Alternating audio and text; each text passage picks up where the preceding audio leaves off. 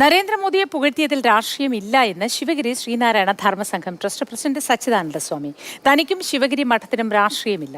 ശിവഗിരിയോടുള്ള ആത്മാർത്ഥതയാണ് മോദിയിൽ കാണുന്നത് എന്നും ചാതുർവർണ്ണ ജാതി വ്യവസ്ഥകൾ നാടിന്റെ ശാപമാണെന്നും സച്ചിദാനന്ദ സ്വാമി പറഞ്ഞു.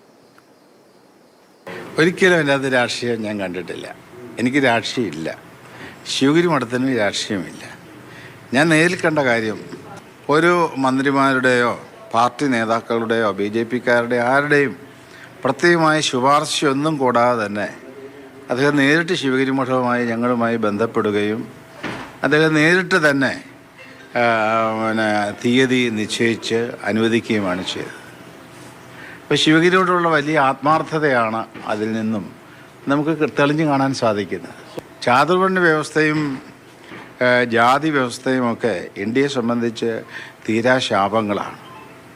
ഇപ്പോൾ ചാതുർവർണ്ണ വ്യവസ്ഥയ്ക്ക് അനുസൃതമായിട്ടുള്ള ഒരു ഭാരതം കെട്ടിപ്പടുക്കുവാൻ വേണ്ടിയുള്ള ശ്രമങ്ങൾ നടക്കുന്നുവെന്ന് എനിക്ക് മനസ്സിലാക്കാൻ സാധിച്ചിട്ടില്ല.